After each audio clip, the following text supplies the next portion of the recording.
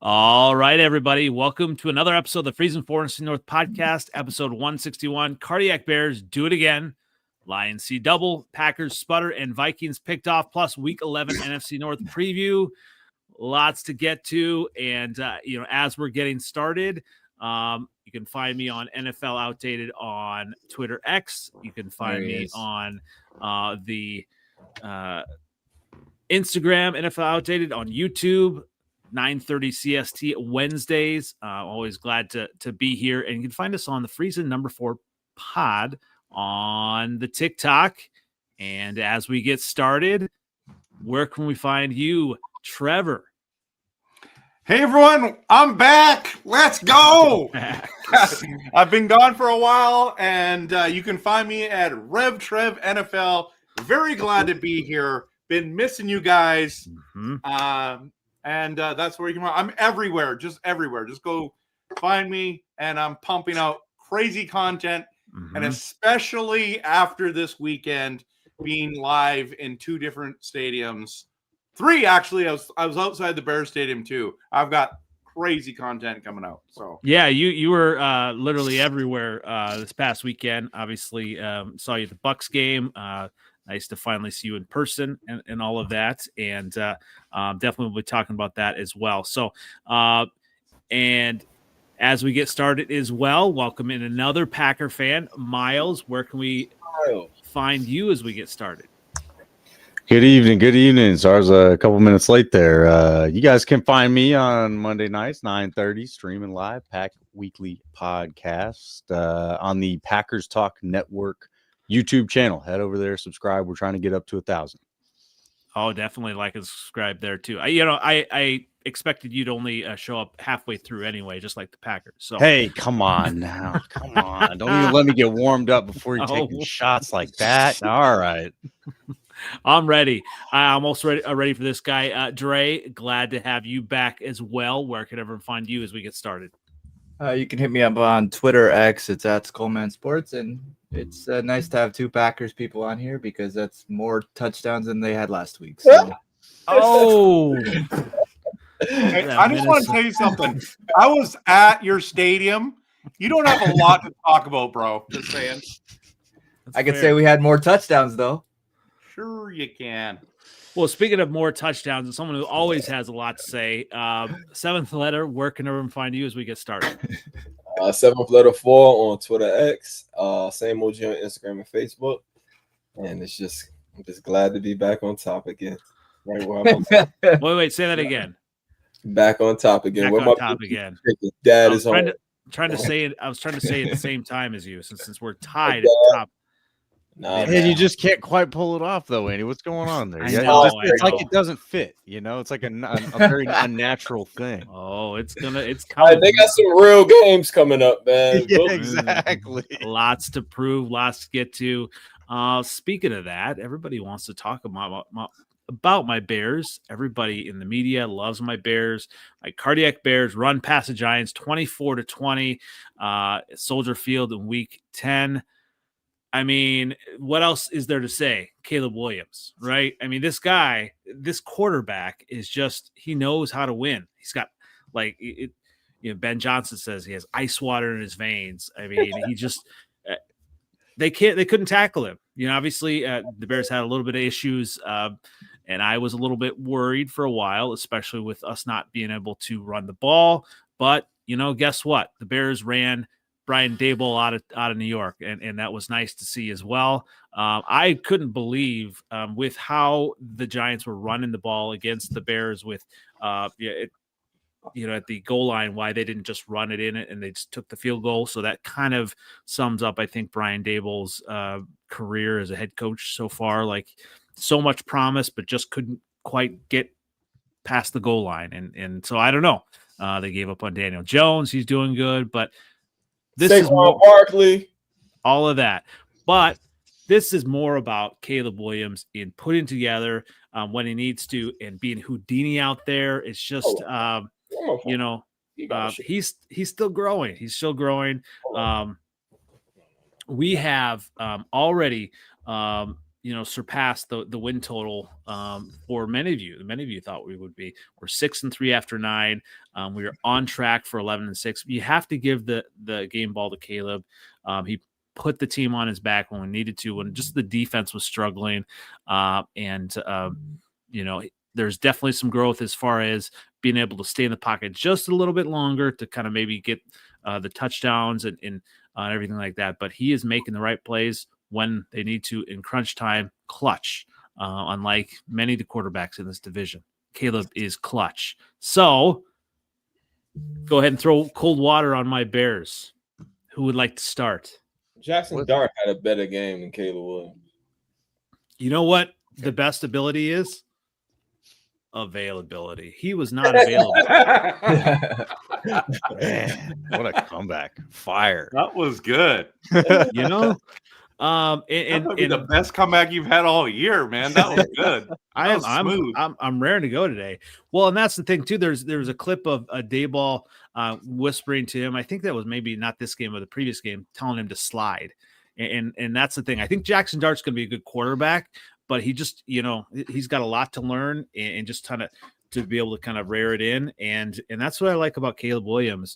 First year of Ben Johnson's offense, and now we're just really starting to kind of click a few things, but there's so much potential.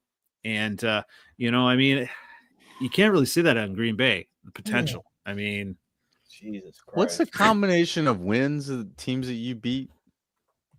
Thank you. You play to win the game. That's what it is. Well, Y'all's defense also let up like 400 yards. Exactly. That's the thing. Our defense. He still threw 55%. He's still you know what I'm saying? He don't make layups still. It's the same thing, yo. And yet we're still winning. What's going to happen? They're not playing nobody. The Giants, I don't know if you saw the Denver Bronco game. It's the same game. The Giants lost the same way. Didn't the Giants beat the Eagles? Yeah, but I mean, I'm going to beat the Eagles on Sunday. So ain't nobody. You know what? The Giants got more recognizable wins than y'all. Caleb puts more butts in the seats than you have about my Bears. What? All right. All right. I was trying. That was trying to come out. You're a lot of butts. All right. Yeah, I was trying on that. Trying a little bit too hard. Okay. We're 6-3. We're 6-3. No ifs, ands, or buts about it. We're not apologizing for the losses. We're learning how to win, and we'll get. How many division wins you got? That's what I was going to get to. We'll get to the Minnesota game. Obviously, Minnesota week 1, that was tough. We didn't quite know how to win. We know how to win. Our team believes in Ben Johnson. Our team believes in Ben Johnson. Our team believes in Caleb. We can make it happen, and we are. So, he got his legs put behind his head week 2. That was in Detroit. That was one thing in Detroit. We're coming. Well, week 1 was in Chicago, wasn't it? The first game. Right. And you know what? So, speaking of those Lions, let's go ahead with you, 7th letter. No, wait a minute. Oh. Moving off the Bears. We're talking about the Bears. I mean, okay, listen, Andy. Every win matters and it counts. Mm-hmm. Okay. So what I like about you Bears is they found a way to win. Right? Exactly. We found a way to win. So far. That's all that matters. I wish we found a way to win last week and against the Panthers and against the Cleveland Browns. Okay. But if we're honest and Dart stays in the game, you don't win that game. So it doesn't matter. Whoever's on the field, you got to play with them, right? So it's Russell Wilson to the rescue. Pretty bad. And that's how you got the win. Is CJ Gardner-Johnson to the rescue. All right. Bring CJ Gardner-Johnson. He's a bomb. You can have that bomb. So it's a win's a win, right? And you have that, you should make that shirt, Win City, right? You got the graphic. Win City. But you haven't done it yet because you don't believe in your team yet. That's why. You don't believe in your Bears. And now they look good. And all the division games are coming, buddy. And we're going to find out who the real frauds are and who is for real. and it's coming soon. So You know, all I heard was wah wah wah wah. Bears are good. Bears won. One. Wah, wah, wah, All right. Bears won. Hey, and plenty of cool water, I'm sure, coming up on the game previews as well. But let's get to. I'll let you have the floor, actually, Trev. So obviously, you were at the game. It was a Monday night game. Packers sputter at Lambeau, 10-7 loss for the Eagles. Pass out some blame. I mean, yeah, it basically didn't even show up for the first half, or I don't know. Jordan Love. A lot of people are coming to the same conclusion that I have and saying that Jordan Love is mid. I know Miles will have a lot of to people talk. you speak of. Oh, media, lots of media members. They may be Chicago media members, but they're still media members. I'm hearing that. I'm hearing. All that. right. Trev, I'll give you the first shot here. Pass out some blame on the loss. And so I got to go to Lambeau for the first time in my life, and I was really excited. Monday Night Football, get your popcorn ready, must-see TV, and it was nothing that I expected. But just saying, stadium-wise, atmosphere-wise, crowd-wise, epic, iconic, legendary, just made me so thankful I'm a Packers fan, and it was fun. It was a great experience. In regards to the game, there is a lot to not like. There's a lot to blame for sure. I think the biggest criticism right now is on Matt LaFleur. People are getting frustrated with this play calling. Jordan Love, true, he did not look great. But they just kept running the ball, which is fine. I like Josh Jacobs. I get it. The problem is we're running it right at Jalen Carter over and over and over again. I'm like, can you guys not run it to him?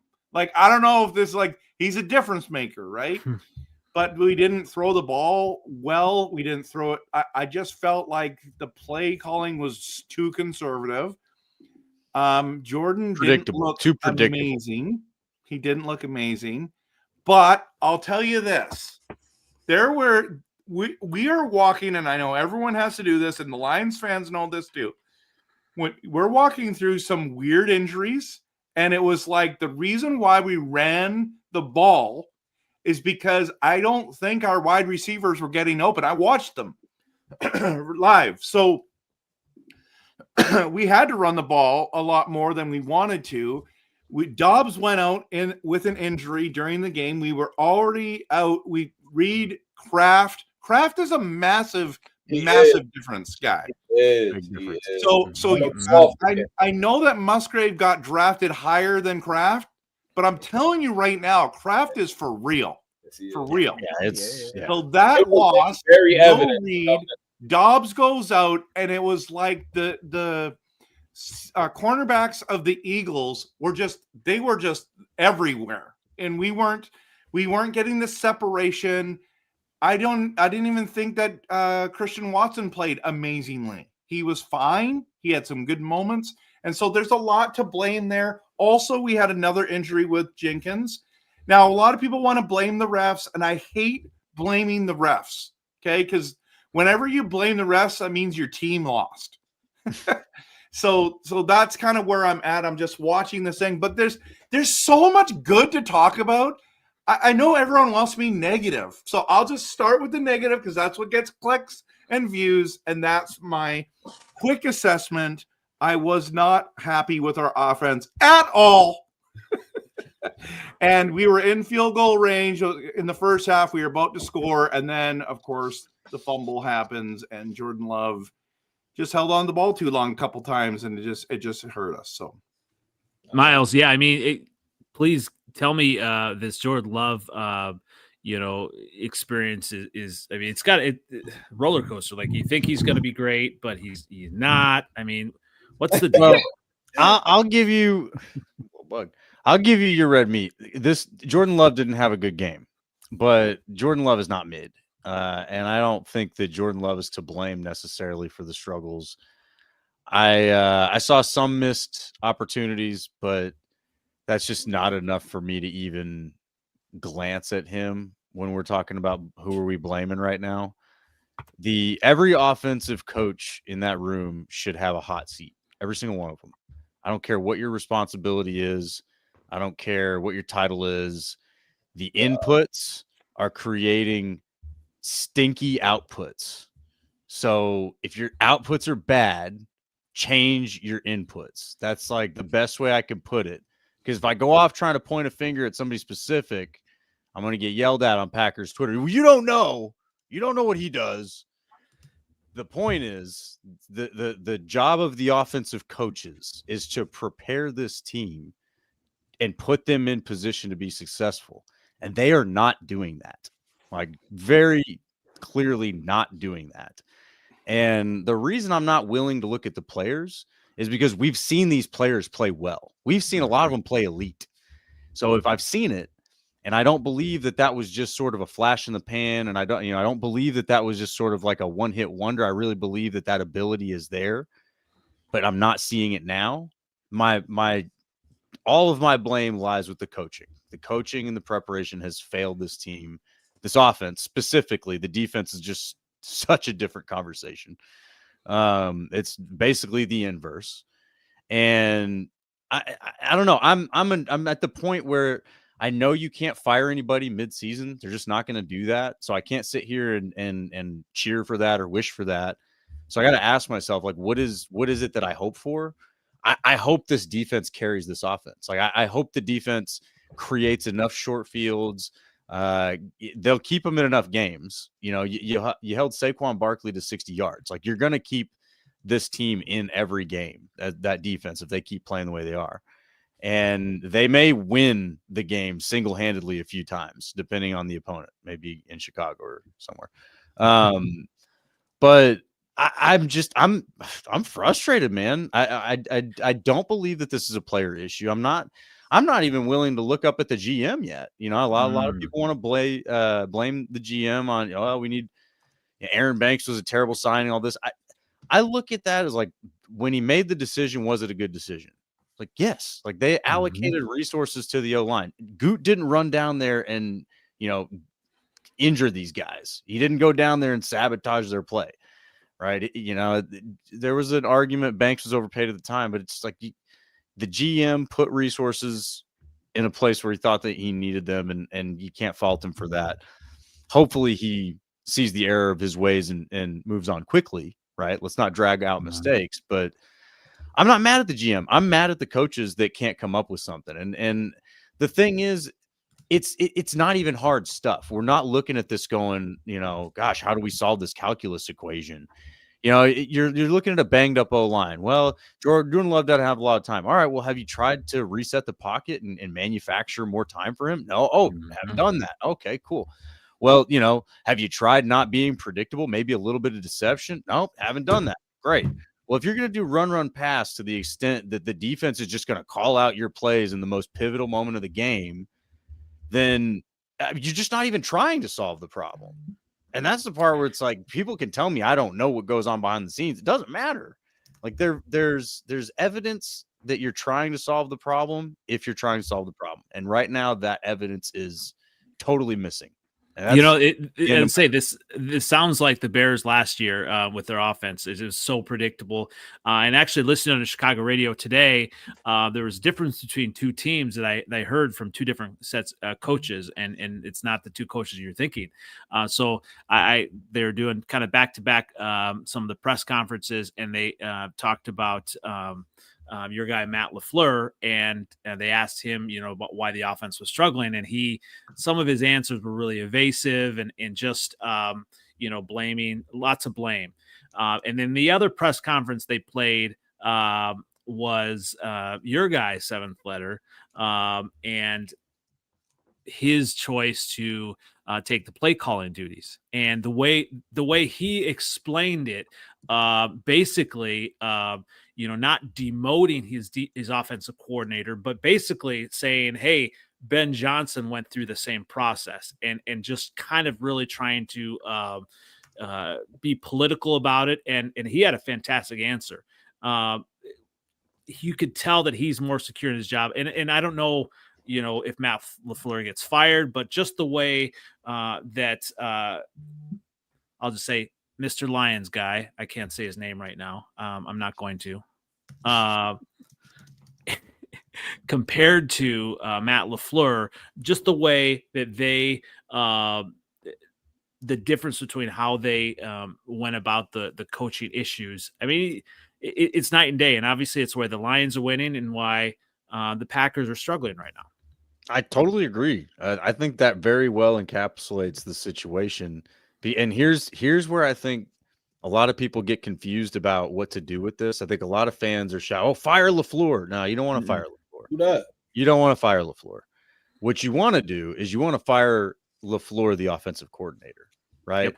So that's a more nuanced thing to say, or a harder discussion to have, because that's where you do have to put LaFleur on the hot seat to say, listen, man, you're a good head coach. We want to see you be a good head coach. But right now, the head coach needs to fix a problem. And if the head coach is the same guy as the problem, well, now that's a weird situation to be in. And somebody has to call him out for it. Somebody has to be able to sit him down and go, listen, man, like, you've got to fix this problem, or we can't extend you like that. Well, and I think that's the issue. Sometimes, like, when you see that in the NFL, if basically they demote themselves, I mean, it almost means that they're kind of like, thrown in the towel, like they're gonna be fired. Like it's I don't know what I mean, the percentages of how that's happened, but usually it precludes the coach eventually being fired at the either middle of the season or end of the season. It's just not good. Well, I think, but the reason that is a good illustration of it is because Dan Campbell is the head coach. The head coach sees a problem. Head coach fixed the problem, or at least tried. Mm-hmm. Right now, LaFleur, hey, head coach, there's a problem. Oh, yeah, well, it's me. Oh, great. Are you going to fix it? No, I'm not. Oh, okay, sweet. I mean, he said that, right? Like, they asked him, are you considering changing play calling? Nope, not going to give that up. Okay, well, we'll see what happens when Ed Policy asks you that question at the end of the season, right? I mean, you're going to have to account for that. And that's where it's like, yeah, easy for you to say, fan, you don't know what goes on. But again, it's like, okay, but if they were trying to solve the problem, there would be evidence of it, and there's none. That's the part I'm like, okay, I'll entertain the hot seat conversation then, because you hit an impasse where the head coach is not solving a problem, which is a problem in itself. Absolutely. Well, let's kind of move on to the Lions here. So obviously the Lions doubled up the Commanders. Are we not going to talk about the defense? No, we have to talk about the defense. Okay. Are you kidding me right now? Are you kidding me? I was going to give you an opportunity, and I was even going to talk about the defense in the pre-game to the Giants. But go ahead, because but in all honesty, man, like, okay, at the end of the day, we lost to the Philadelphia Eagles, Super Bowl champs. Okay? Who didn't look good either. By 3 points. Okay, by 3 points. That's what we lost. That's the end of the day story. That's what happened. Okay, was it ugly? Yes. But both defenses came to play. Now, you can say that the Packers offense did not play well and made the Eagles defense look good. I don't know. I'm just telling you right now. Jalen Phillips is good. I'm sorry, but Jalen Phillips is really good. Yeah, he played very well. Not against him, but we'll they ain't got no tape on him yet. They didn't know how he was going to get used. That's all. But the fact is, I agree with that. The Packers defense was awesome, and it's like everyone's saying, "Oh, Philly's not the same." Guys, they are. What are they? 7-2. They're 7-2, and they just won the Super Bowl. And I know that, like, okay, moral victories don't count. Okay, I get it, but it's not like we got blown out. It's not like last year in the playoffs where they literally kicked our butts. Our defense is better now. It looks so much better, and I loved it. The amount of times where we stopped them when we could. They had 2 plays against us that were incredible. It was the dump off to Barkley, and he just worked his magic, and then the touchdown to Devontae Smith. That's it. They had 2 plays. That's it. That were awesome, and that's it. So I think we need to talk about the defense, and going forward, I got a lot of hope. If that's how our defense is going to play, we're going to be in games. And we just need our offense to actually produce. So I get it. I think that like Jalen Hurts is like, it's either a deep ball, Dallas Goedert. You know what I mean? Like that's it. You know what I'm saying? So y'all played good and y'all stopped the running, but y'all didn't really have much to worry about on the outside because he kind of like he does. It's no slants ever, no dig routes. It's just Goddard or something deep. You know what I mean? And they didn't play good offensively. Their offense kind of played into your defense, and like your defense is good. It's fast. You know what I mean? I didn't let Jalen Hurts really kill y'all, but they always cheating for the Eagles. They get the jump off sides and push. Nuts. Like they got us. It's just I hate watching Eagle games, Joe, because it's like they don't seem, they're just supremely talented. Like they just have a lot of talent on there, and they got guys that can, when they need it. On third down, they bad the whole year.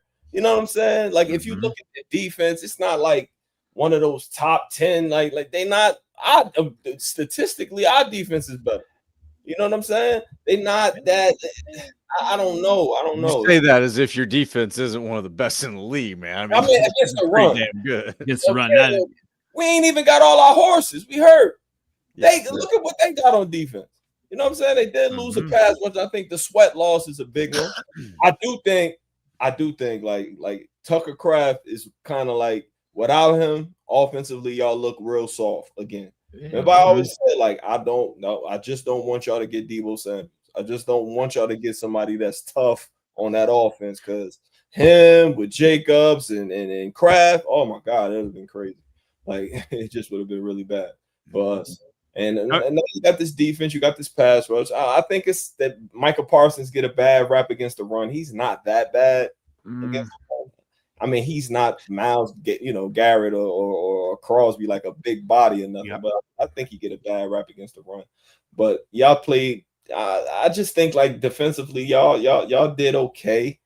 It's just the offense kind of like it don't help y'all. Like y'all, the way y'all are set up, the type of offense y'all have, you should be blowing everybody out because you're gonna get short field. You're gonna get the ball back.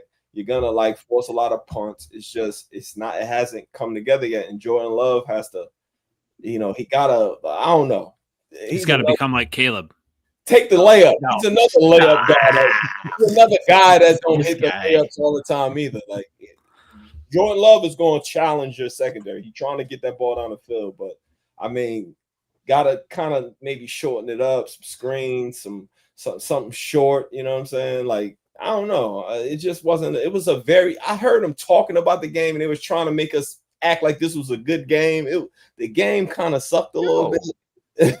It was not a good game. Yeah, it was just a good game. It wasn't. I'm looking at the game like my wife, like, yo, you want to go to bed? I'm like, yeah. I fell asleep. I woke up. The score was still 0-0. Yeah, I hear you.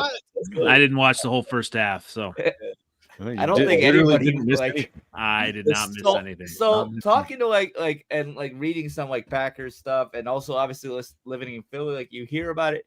I don't think anyone here was like proud of that game. Like the defense, they've had good plays, and same thing with the Packers, they had good plays. I don't think either offense showed up at this game at all. Oh, I mean, there's a reason AJ Brown is pissed right now. I mean, that's absolutely. And honestly, defensively, you look at like you say holding like Saquon. I'm gonna say like Vikings held him to 40 yards. Oh yeah, he played him. Yeah, like he has not had like holding him only to 60 yards is not a great flex at this point because he's had an off year. Like honestly, like that was just honestly a horrible. I can't even say it was a defensive game. It just was just bad. And that's coming from a Vikings fan that's seen a lot of bad games recently. I mean, I'll take that. Whatever. Like I'm not trying to like. I'm not trying to say that. I'm trying to look at this objectively. Like you say, like questionable play calling, and then you say or predictable play calling. They were running like a Jalen Carter, like you said, almost the entire game, and then the one time they didn't, it was the most obvious way. The off play, they were like saying, "Don't run. It's coming off to this side." It was the shotgun run. Yeah, like it was just so predictable. And then on both sides of the ball, like both the Eagles and the Packers, the last like minute and a half of that game, I don't know who was calling that game. I don't know LaFleur or if it was Sirianni. Both of them could not call games at all. I don't know what the deep throw, 4th down, and what was it, 4th and 6, they throw deep to A.J. Brown. I don't know what that was.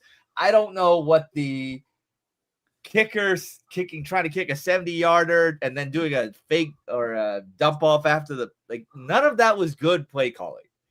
So no team was playing really well. The Eagles just came out arguably on top because they pulled it out, but they were not playing well either in that game. Like, just neither team was good. Like, we don't apologize for wins. Don't apologize for wins. I mean, a win is a win. I'll take. Well, and here's the other thing, though, guys. Because I get your crapping on the Eagles. They're not like they were last year, and they're not very good. But listen to the teams they beat. Okay. So they beat the Cowboys by 4. They should have lost that game. Yes. They beat the Chiefs. They beat the Rams. Everyone's saying the Rams are going to win the NFC. Buccaneers? They beat the Buccaneers. They lost to the Broncos. Okay, that's another good team in the AFC. They lost to the Giants, which was a shocker. 2 weeks later, they smoked the Giants. They beat the Vikings. And then they beat the Packers. They have beaten legitimate teams, and everyone's saying they're playing bad. So they are. I don't know what we're going to say. Like, I know that game was not pretty, and it wasn't fun in the way of, like, for viewership and all that stuff. I loved it being in the stadium, okay? I loved every moment of it. Oh, heck yeah, other than losing. But I'm just telling you right now, you guys, like, they're 7-2 and beat every legitimate team in the NFC so far. Well, let's go on to another legitimate team that we think maybe the Lions double up the Commanders 44-22. 7th letter, hand out some helmet stickers. I'm giving it to my boy Jared Goff and Coach Dan Campbell for taking over the play calls. What do I always say? Guy. What do I always say? Jared Goff. Do what works. He realized that they couldn't stop Jameson Williams on dig routes. He kept doing it over and over. Do it until they stop it. Thank God. David Montgomery, 15 carries. Jahmyr Gibbs, 15 carries. That's how we win. Like, that's how you play. That's how you play. Now, we ain't beat nobody at all this year yet. So I'm not really, they was hurt. We might be hurt too, but we weren't hurt as bad as all injuries aren't equal. And where they were hurt at was their best player was hurt. The defense is hurt. And one got ejected. Like, it's not that it was impressive, but I'm like, just if he keep doing that, is this working? Let keep doing it until they stop it. That's all I want, yo. Just common sense. Sometimes being an offense coordinator is probably one of the hardest jobs in the world because it's all about flow and rhythm and everything. But just like, yo, if they can't stop it, keep doing it. And that's all I want, man. That's all I want. I don't want nothing else. Just use your brain, man. That's it, man. And we ain't been using our brain a few times this year. We got explosive players, so we're going to score. And, our offense isn't the most efficient, but we do break off big plays and we beat bad teams like we supposed to. We let one beat us last week, and it won't happen again. Can't wait to see them again either. But I can't wait because it's like we shouldn't have lost that game. We shouldn't have lost. And those type of games now in the driver's seat, and I don't have to hear this guy mouth talking about Todd. No, we're not tied. I mean, we'll see. We'll have an important week coming up next week. But let's move on. The Vikings were picked off by the Ravens 27-19, loss at home in week 10. Pass outs of blame or interceptions? Ray? I mean, I think the blame comes down to, if anything, the offensive line. Like, I think, like, generally speaking, they like those 8 false starts. Like, you can't win a game like that. At home. Like, yeah, there's no like real explanation for it, honestly. Aside from undisciplined, you can't win games like that. Arguably, there's some blame to why aren't we running the ball more? That was arguably where we were the most successul in that game. Well, I had a question. So there was kind of that story about the Ravens were kind of simulating words from the defensive team. So that was kind of circulating. And that might have been a little bit of a excuse, or I don't know about that, but. Yeah, I don't know how true that is. I'm not saying that, obviously, because I think it's only like really brought up by Aaron Jones. I'm not saying it didn't happen. I don't know. I didn't think of anything of it until it was said in that one like interview, but it's hard for me to tell based on like what I was watching. At the end of the day, like it's still, even if they were doing it 8 times, like that's still, I mean, like the phrase is what, like fool me once, shame on you. Fool me twice, shame on me. And then fool me like 3 times. Shame on both of us. Yeah, like it's just like, and that's only 3. Like we had 8. Like at the end of the day, like at a certain point, it's not like you can't blame the other team, even for them doing it. Like it is what it is, like that wasn't the cause for the loss. I do think that there were some like missed defensive pass interference that they missed on the Ravens a lot of the time. But as it was said earlier, you can't blame the refs at the end of the day. Like I will objectively say that was a missed call, but you can't leave the game up to the refs. Like you really can't. Right. Yeah, you can't. You have to play better than them. I mean, we didn't score offensive touchdowns that often, like we didn't win the game. At the end of the day, I do think like it goes back to like how we played when we played the Eagles. Like we had on paper, we held Lamar, we held Derrick Henry. Like we should have arguably won the game. There's just some stupid plays that like maybe I don't blame like McCarthy for throwing it like deep to Jefferson one-on-one. Like you look at the those 2 interceptions, one of them Jets fell down. You can't help that. And he kind of looked disinterested though after that. Like he was just kind of. I personally think that like when I watched it live and I said, oh, I think he's down, and they show the replay, he was down. So I actually think that he just knew that he was down, so he didn't like play up for that. Which like I get. But then there's the other side of it. Yeah, he's also competitive, and maybe he just didn't really feel like play. I don't know. I don't know what's going through his head. I'm going to defend my team at the end of the day. I will say, like I said, I think it was just he knew he was down, and he just didn't feel like putting out the effort for that. Because if you look at, it's very obvious that he was down. Like once you like watch the replay, like he intercepts it, Jets touched him. So I don't question Jets' dedication at the end of the day. He's still one of the best wide receivers in the league. He's made it work. I think his record shows, honestly, when it comes to playing for secondary like quarterbacks, he's had more success with those over like just say Jamar Chase, who like kind of just he can die down when it comes to the secondary quarterbacks. So, and it's nothing against Chase at all, but it's just more just saying that like Jets has done much better with backup quarterbacks like he has, and he doesn't. I would say, who I would blame though on that would be maybe not JJ McCarthy, but his alter ego 9. I think what I don't. No. That's such bull crap. I'll tell you this right now. The 9 thing, like, okay, first of all, it's way too early in your career to be saying stupid crap like that. But are you gonna? So you only can say 9 when you're successful? Where was 9 this week? That is the dumbest thing I've heard. And I watched Shelby's video the other day, or it's talking about it, and I couldn't help myself. And me, I love Shelby and I love her content. I think she has good takes. But this whole 9 thing, come on now. Like you played 4 NFL games and you got an alter ego. It's like, so what was that? Was he -9?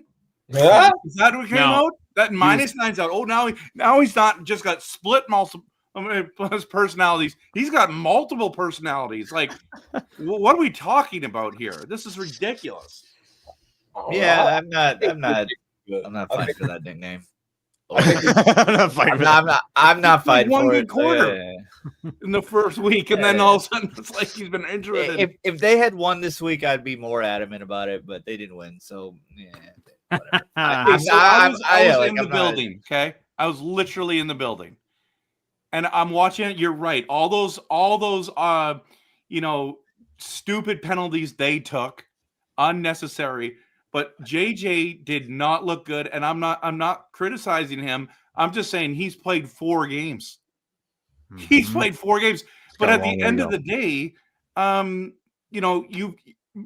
McCarthy had more rushing yards than Aaron Jones or Mason. Yeah, and then you're talking Naylor goes off. Like, he looked great. He was open. They exposed him, but like Jefferson, we're talking 4 receptions for 37 yards, and then Addison 3 receptions for 35 yards. Like, that's just not good enough. But I'll give the Vikings credit. They could have come back and tied up the game, and they were there, and they played terribly, right? Yeah. But Baltimore came in with a healthier defensive, like, they have been riddled with injuries, and they came back. And so their defense looked good. So I actually sitting there watching Minnesota and going, not this season, but maybe it's next season where they figure it out and get it going. They're a lot better than I think people think. But and they played horrendous on Sunday. Yeah, I think obviously McCarthy had a bad day, but I will say this: like, he threw 2 interceptions, but honestly, it did not and he wasn't like the most accurate QB, but he definitely didn't let it affect his headspace. And I think like that, to me, like, that is arguably a better quality than like somebody throws 2 interceptions and then they just like throw incomplete, go 3 and out, because like he's not letting it bother him. And I think that's the thing that like really kind of makes me at least feel relatively speaking positive about it. I mean, like, you look at like, honestly, like Baker Mayfield, like, he doesn't have a good game, but he, at the end of the day, you can't like rely on him, like, to not, like, you have to count on him to be potentially coming back and winning it, because he's going to put in that effort. And I think, like, I'm not saying at this point in his career that he's equal to that, but like that, just that, like, I guess that grit of just trying doesn't let a pick like really bother him that much, and just keeps on trying to throw it. At the end of the day, he's going to try to win. So I'm okay with that. Yeah, obviously I want wins. I want that. But we're talking about, like you said, like, it is his 4th game. Do you know what the we difference are so early on in his career? What the difference between him and Caleb Williams is? What? He tries. Caleb Williams does. All right. Yeah. But speaking of Caleb Williams, I was thinking this during the game.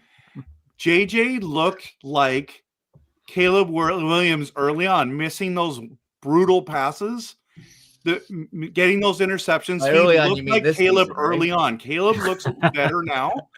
But like, I made videos of Caleb missing horrible passes. Yeah, absolutely. But Caleb doesn't look like that anymore, which is nice for the Bears fans, right? But you forgot to say, Dre, you guys had 2 fumbles on returns. The one cost you guys. It shifted the momentum. The second one got called back, and you're lucky because you should have had 2 turnovers there. You only got 1, and that's why you stayed in the game. It should have been a blowout, but like the whole game was like, Minnesota played bad and still was there. I think there's a lot of positives for your team there. Yeah, no, I don't disagree. I think there's a lot of positives to take from it, obviously. And this is with Jefferson having a bad day. Like, if he has a good, he had a bad day. I think that JJ McCarthy could not get him the ball. Statistically, yeah. I think this is a bad day for him. Like, this is not a good day. Like, he was under 50 yards, so that's a bad day for him. Like, that. Yeah. The Ravens are really coached really well. You know what I'm saying? Like, well. defense. And then right now it's like they got on a win streak, so they trying to get back in the division. So the Steelers on their way down like normally, and the Ravens on their way back up. And I say, like, you look at Lamar didn't have a good day either, and honestly, neither did Derrick Henry. Like, they didn't have good days. Like, I think defensively, we showed like we had a lot. Having Van Ginkel back is a big thing, and the fact that he's now playing, like, he's going to, like, he had a lot of an effect coming back into this game, and because offensive lines have to take account for him, and then you have Grenard on the other side. Yeah, he's injured. Like, he had a shoulder injury, but he's going to be playing this week based on what I'm reading. And so our defense is pretty good. Like, I'm a little annoyed by the, from an old fashioned standpoint, the Dallas Turner penalty. Like, I get why it's a penalty. I understand it. You can't do that in this game, in this day and age, but at the end of the day, it's still just a tackle. It was just a tackle.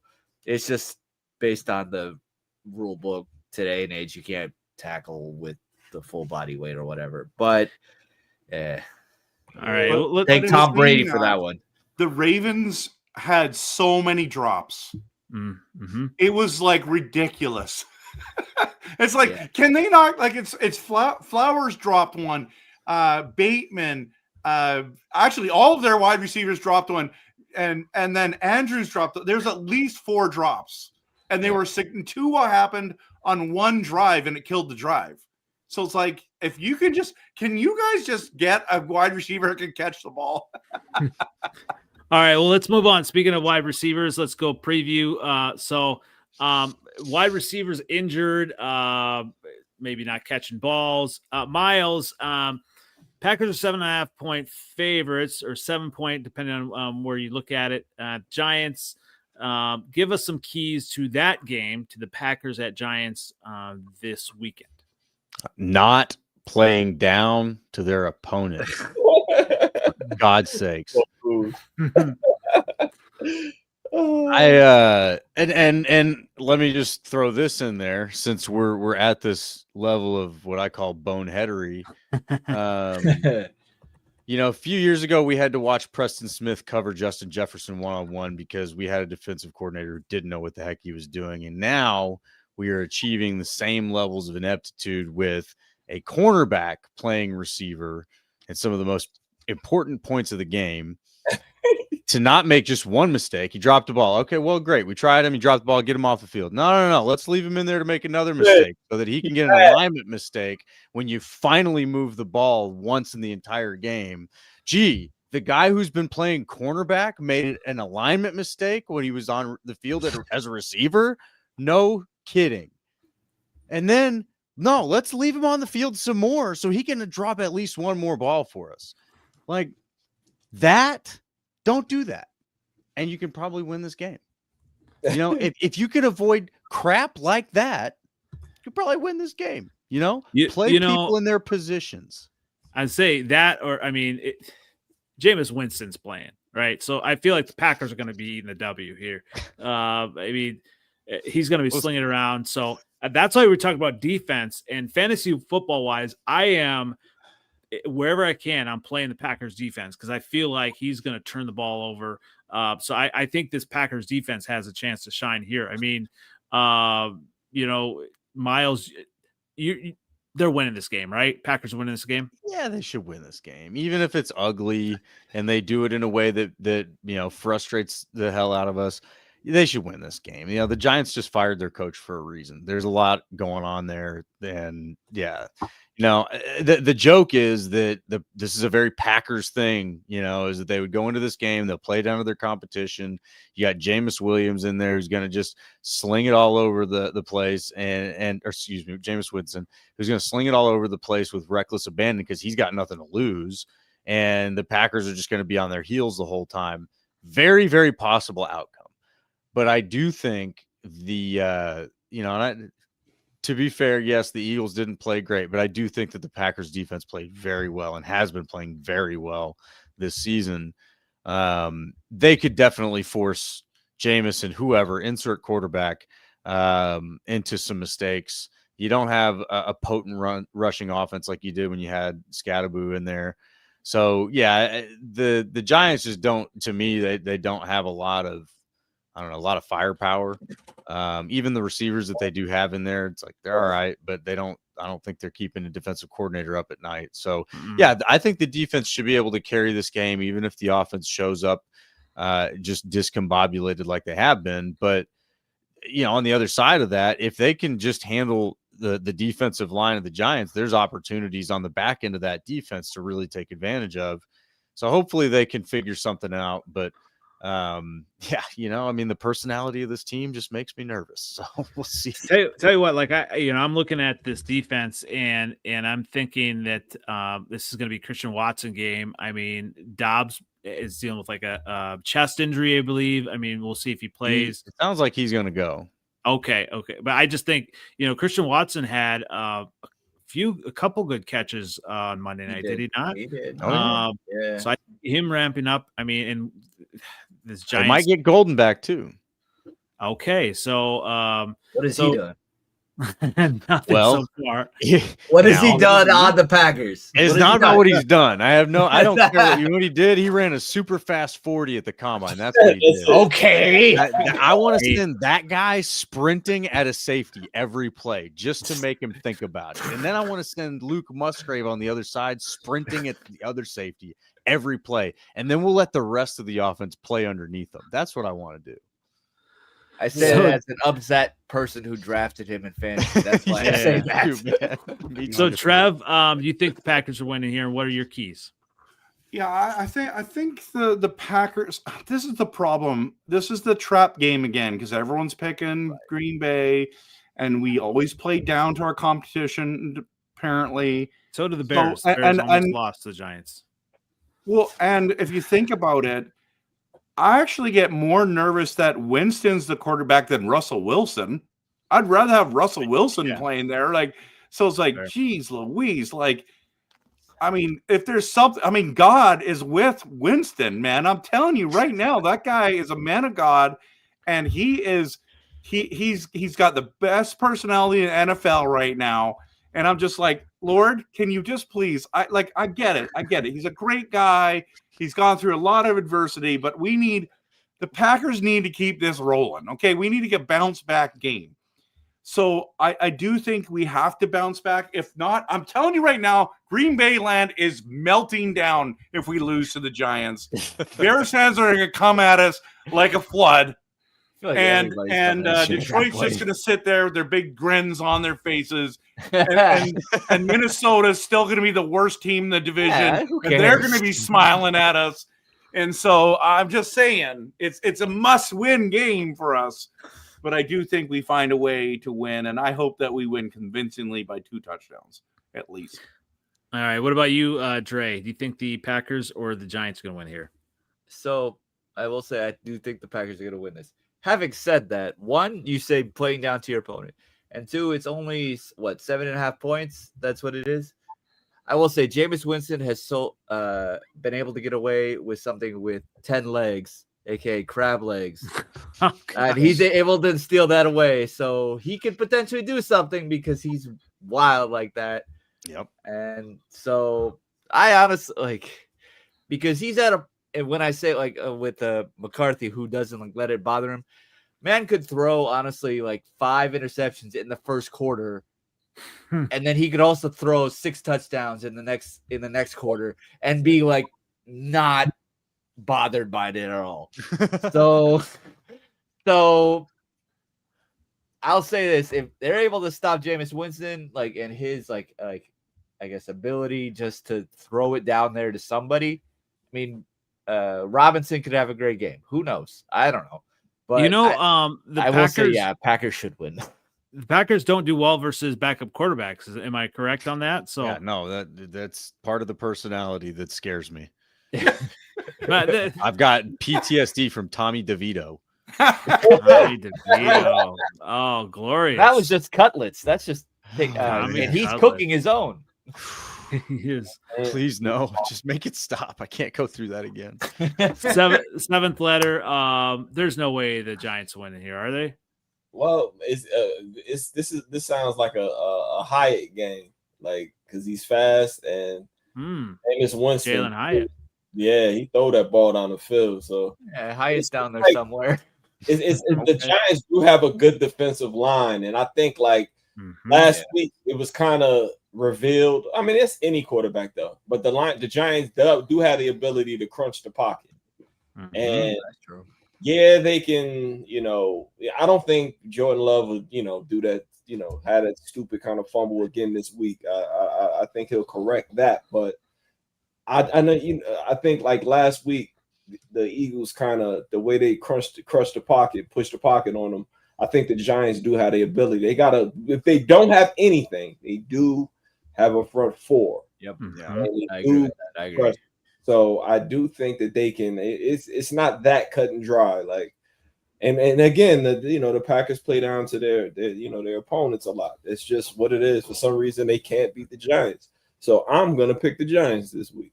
Oh wow! Right. Okay, don't be surprised. It's just the wily type of Jameis. You know what Jameis Winston is good at? The first game he played. That's true. Fair. That's absolutely fair. Yeah. I mean, they don't have their starting quarterback. They don't have their starting receiver. They don't have their starting running back.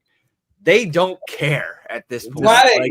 Like, they just don't care. So they're just gonna do whatever the hell they want. So sounds like you got an interim head coach. None of them have anything to lose. Yeah, exactly. So it's Mike a lot of Kafka. just like Northwestern School of Journalism can write this one.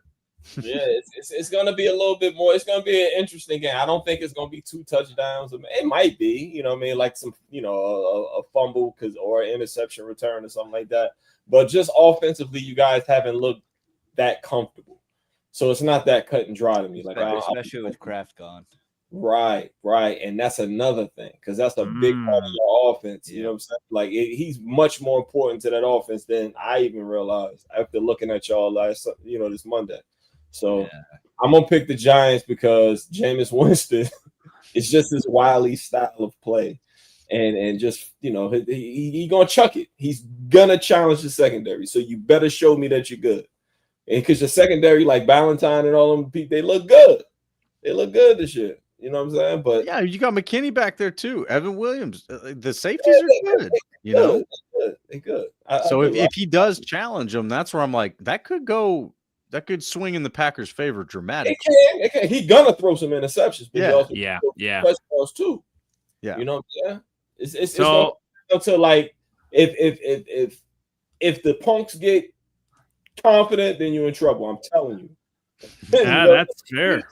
I'm gonna actually think the Packers are gonna win here 34-16, but I would love to go 34. I think they're gonna be I thought they only win when they get 27. Now hang on a second. True. You said 34-16? Yeah.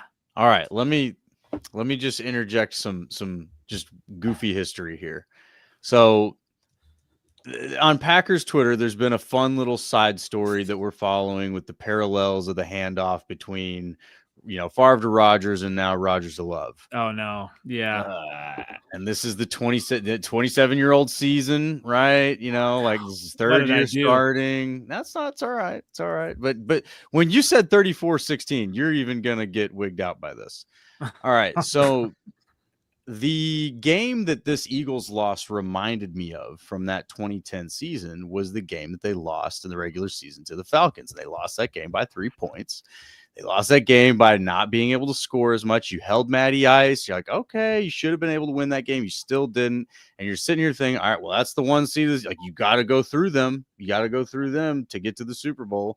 And after losing that game, it kind of felt like it does now, where it's just like, geez, dude, like, can they do anything? I remember that part of the season. Well, the next game, they won the next game after that Falcons game, 34-16. Wow, look at that. Am I an amazing prognosticator or what? Pretty wild, man. Beautiful. Pretty wild. It just came to me too. So this Packer positivity. We got to get away from it. That was just why I had to say that. When you said 34-16, I was like, all right, that was we got to wild. bring this I up. mean, that's fair. I get that. All right. Well, let's move on to another wild matchup. Then we'll get to the marquee matchup. So the Lions are at the Eagles. Eagles 2.5. Oh, that's not a marquee matchup. The fucking Vikings. Yo, within the division. Within the division. He said it was a marquee matchup. No, it's not. Lions at the Eagles. -2.5, seventh letter. What are your keys to this game? I can't wait. We gonna win. I ain't scared of. They can't stop the run like they supposed to. We gonna win. Watch that. We gonna control the clock. Jameer Gibbs, David Montgomery. It's gonna be. This feels like a David Montgomery game to me. You're not worried about that front seven at all? Not one bit, because they ain't that good. I don't see him that way. I just don't see him that way. I watched every Eagle game this year. I just don't see him that way. They almost let the Bucks come back on them. They lucky they was playing Baker Mayfield, who gonna throw it to you. You know what I'm saying? Like it's not. If we come out like and then plus when we play on like primetime games, we play up. Yeah, so fair. Even if we do lose, we're gonna look like, all right, yo, we gonna see this. This is the NFC Championship. This is it right here. Like we gonna play. We play up to. I don't agree with that. But I'm telling you, we do. More for the Eagles side of things. Each game, our left tackle was hurt. So I already knew what time. And then they still cheated. They had no business cheating us that game, but they still had to cheat. So anyway, and I don't believe if you cheat and you lose. No, they cheat for the Chiefs, and we all know that. But I think on Sunday night, it's a primetime game. We do play up the competition on primetime games. It's going to be a good game, and I think the Lions win by 6. Ooh, like run the clock at the end, running the ball. Because remember, also when we play teams again, because they beat us 3 years ago. 3 years ago, we're gonna beat them. Hold on to that grudge. Yeah, 26 years ago when they beat us. Dan Campbell, don't forget. But what happened last game? We ain't have to do that to the Redskins. We could have sat people down. Let's beat the shit out of the Redskins. I don't care. They didn't care that we was hurt last year. That's true. We'll kill them. All right, Trev. What about you? You think the Lions are winning this game? You know what? I'm looking forward to this game. Like, honestly, I can't wait to watch it. It's going to be really interesting because, you know, the Eagles are playing the Lions, and then the Bears are going to come up and they're playing the Bears. Have the Eagles played the Vikings yet? Yes, they have. They lost.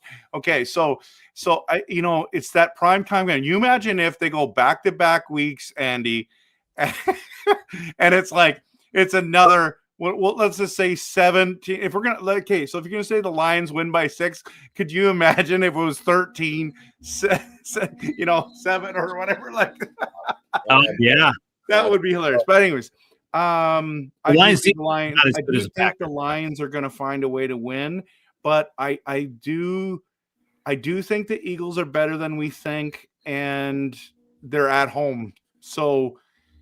Detroit's going into a cold environment again, right? So maybe I'll go with the Eagles. I'll just stick with the Lions because I just have a feeling. I've been telling everyone since the beginning they're not frauds. They're not going to be bad like everyone said that they were going to be good. So I'll stick with the Lions on this one. All right. What about you, Dre? Lions or Eagles? This means extras with you living in Philly, all right? Yeah, I know, but. So I think it comes down honestly to the, like we talked about already, the front four for the Eagles, like because like they held Josh Jacobs to a decent like rushing amount, and I mean there's a certain team in this division that also held the Lions to a decent amount and also won that game. Oh my god! Yeah. So I will just say it comes down to that. Like and I think and now he just he the guy that helps us along in practice now. My coach is calling the plays now, so we playing. We really gonna win. Tell you. I will say I do think the Lions are winning. I do think that because I do think like Jacobs, like he's a one like I guess You said the Lions are winning, or right? Yeah, I think the Lions are winning Okay. because like the Eagles last week were able to hold Josh Jacobs down, but that's a one team, like a one player running back duo. I haven't seen them like I guess hold down a definite as good I guess running back duo as honestly Gibbs and Montgomery. So I don't, especially with what's his name, Phillips that they just picked up.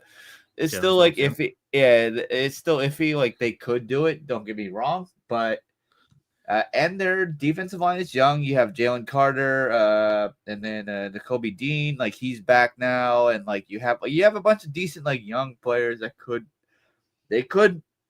do numbers. But then at the same time, you stack the box, and then St. Brown can go off. Like so, and then Jameson Williams, he is ridiculously fast. So, and the secondary for the Eagles, I mean, there's a reason why they traded for Jair Alexander, and well, we see how that worked out. So, yeah, so I think the Lions are going to pull this one out. What happened with Jair? And he's taking time away from personal football time. now. Oh, he is? Yeah. Yo, he He's- went. Definitely. Yeah, He didn't even travel to Green Bay. He said, "I'm out." Yep. I think there was a rumor that like they may have like told him that we're gonna put you on IR, and then he was just like, no. So I'm gonna take personal time. That's the rumor. I don't know how true it is. Well, IR, he gets paid, so it doesn't make sense. Yeah, we gonna win. He resisted IR pretty hard last year with the Packers too. Yeah, we gonna win. That's a good point. It was arguably, if anything, one of the worst. Like I would say, like because I would say Howie as GM is like the best GM in the entire NFL, and may not have, that was one of the not good highlights for his like as a GM perspective. He's So got plenty of other I mean, yeah, things, like but he has enough positives that like outweigh that. But yeah, the Eagles, like their defense, like they showed up when it like actually mattered on those few plays. But overall, like I mean, the Vikings still scored 22 points on them. Like honestly, like I'm not trying to like up the Vikings, but I'm also saying that defense, like they have issues. They do have issues. That's why they had to bring in Phillips. They had to. So I do think the Lions win. Miles, what about you? You think the Lions or the Eagles going to win? I kind of flip-flopped as we were talking about it, but I think what it comes down to for me is I don't think the Eagles can score enough points to beat the Lions. Yeah, I do think that defense, the Eagles defense, is going to give the Lions offense some trouble, but there's too many. The Lions have too many ways to beat that, and I don't think on the other side of the ball the Eagles offense is going to be able to generate enough points to overcome that. So yeah, I'm gonna go with the Lions. I'll give them a 7-point win on this one. You know, they could probably, you know, I don't know that it's a big game. I think more like a 21-14 type game. That is fair. That is fair. So, you know, AJ Brown, it leaked out that he, you know, was not happy with the offense. So it is confirmed that he's going to go off and have over 100 yards, and he's going to, you know, it happened with the Bears and Rome Odunze. You know, first play out of the gate, he got the ball, and so when the press interviewed him, they asked him about that, and his answer was, "Thanks, Dad," for that first play. So I think when this happens, I think AJ Brown is going to have a game. I think the Eagles are going to win 31-27. I do think the Eagles have enough offensive firepower to win here. I mean, they scored 38 versus the Giants. You know, what's the name? You know, what's the name is kind of fucked up, right? What's that? Ooh, the right tackle, his knee kind of hurt a little bit. Oh yeah. Lane Jones. No, it was ankle. It was ankle. Okay. Yeah, it was an ankle injury. You know how those ankle injuries work. The next day is when it really hurt. Mm-hmm. That's true. That's true. That's true. They got ways. They got ways to make him play. That's how he got. I mean, he came back and played on Monday. Yeah, because that's how ankles work. Like it don't hurt to the neck tomorrow. Tomorrow is when you can't walk. Especially when they tape the hell out of it. They tape the hell out of it. They don't even feel it. Yeah, it's a watermelon now. Yeah. The watermelon. Well, speaking of moving on to the marquee division games of the week. All right, division. So the Bears at the Vikings, -2.5. Obviously, the Vikings had the come from behind win in week 1. A lot has changed now. Dre, I'm going to give you the first crack here. Give me some keys to the Bears at Vikings this week. I mean, I say it comes down to the secondary of the Bears. Like, that has been like the weakness of anything. I mean, they've let up a lot of, even in these close wins, they've let up a lot of points. And I mean, I guess, kudos to Caleb Williams, able to pull it out at the end. Don't get me wrong. But how many, I mean, you look at, honestly, the Vikings, like a couple years ago, like we I guess, pushed our luck a lot. There's just so many times that this is going to happen. Like, like that Bengals game, why was it like that high scoring? Same. And then the Giants game last week. I still think the Giants should have won that game. Like, yeah, but they didn't. They didn't. And like, all props to winning the game. Don't get me wrong. But the secondary in that defense, and this is also, again, the Giants are without their wide receiver 1 and also without their running back 1. And so, absolutely, that's fair. But the Bears did win that. Obviously, with the secondary, I get it. We talked about the secondary. It has to be game plan because we have a lot of injuries. But I think they don't have nobody. We're playing JJ McCarthy, all right? And I think Ben Johnson the second time through, Dennis Allen the second time through. What are we going to do with JJ McCarthy? And here's the thing, that was too, with an unhealthy offensive line, though.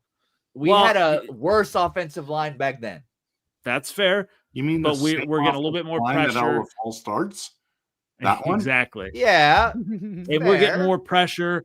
Obviously, I'm a little bit worried about that. But hey, what it comes down to is just defensive schemes. And JJ McCarthy, I believe his hand's in a wrap or something. It's kind of, we talked about this offline a little bit. Yeah. He's questionable. He in the interview, he had his hand in his sweatshirt. So you think, Dre, he's playing games there, he's trolling the Bears, but maybe his hand is still hurting a little bit. So that could be an issue. But I get it. You question the Bears secondary, but the biggest thing when I think of for the Bears, we have to stop Addison because he went off in 2 games last year. Jordan, Jefferson's going to get his yards, but Addison, we got to stop him. And obviously the Vikings didn't have him in week 1, so I'm a little bit worried about that. Who threw for more yards last week?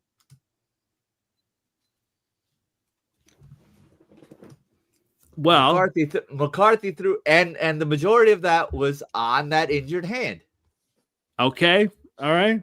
And that was versus the Ravens. And I would say arguably the Ravens, like on paper, like especially with Kyle Hamilton as a safety, and their secondary is arguably, I would say, not a lot better than the Bears, but I would say it's definitely better than the Bears, but just like, especially with all the injuries, absolutely.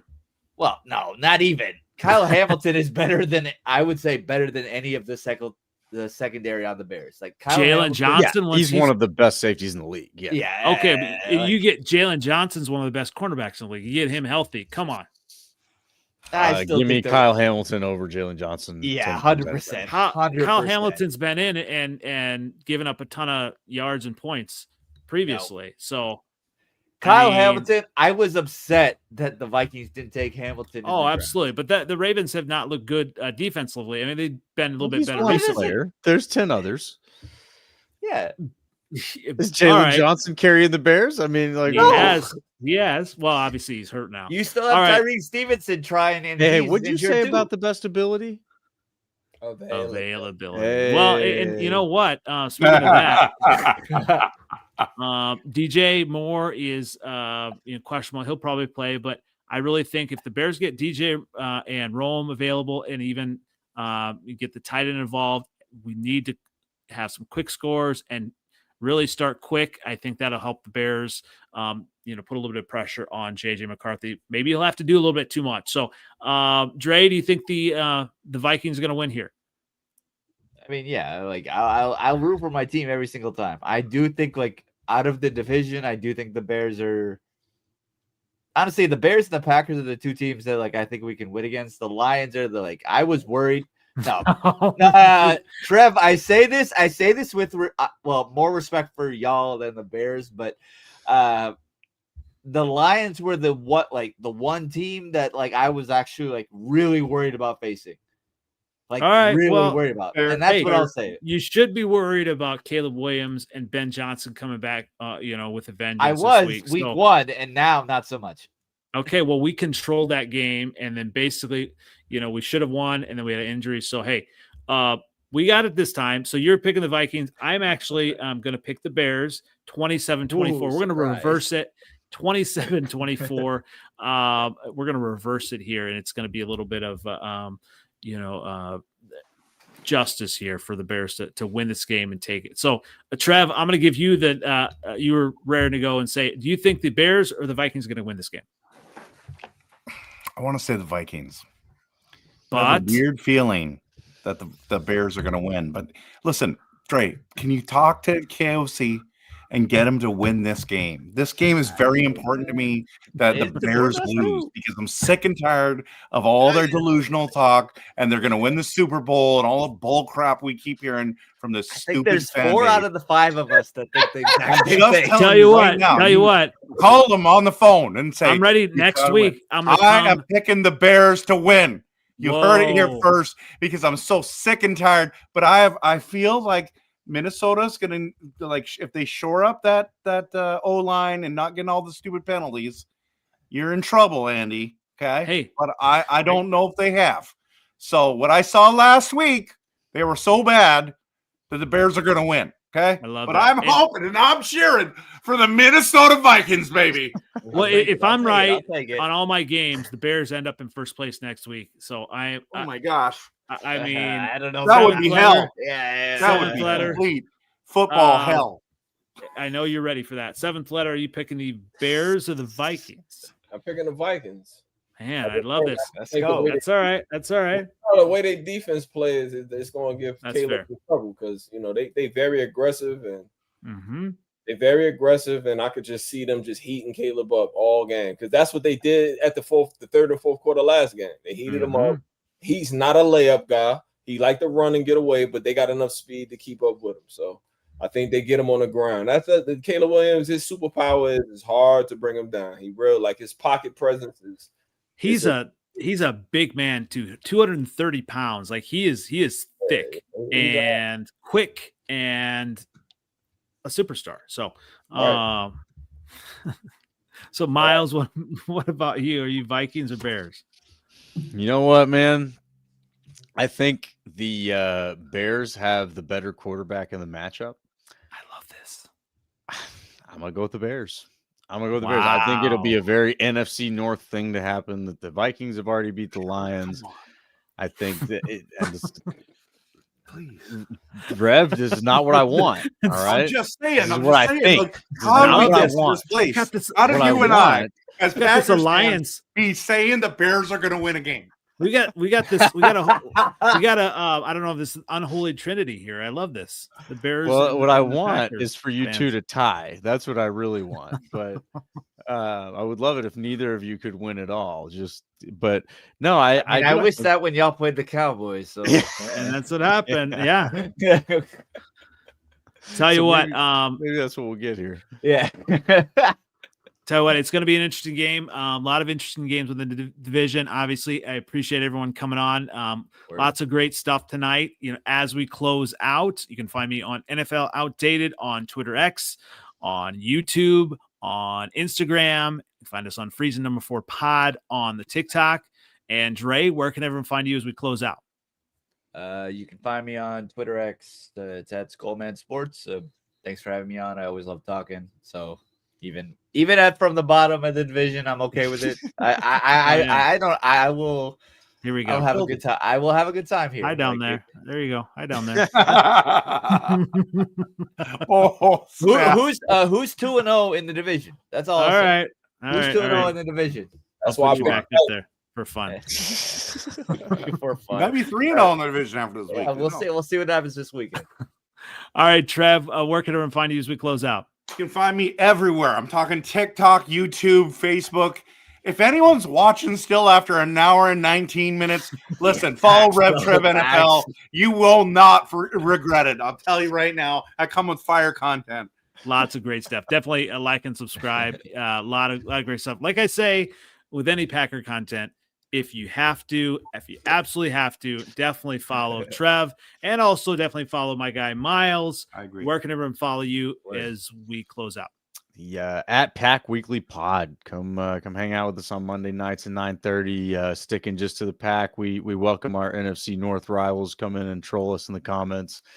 But yeah, come on in, and we're breaking down the games next week. We're gonna be breaking down this win against the Giants and having a good time. So subscribe, get us up to 1,000 subscribers.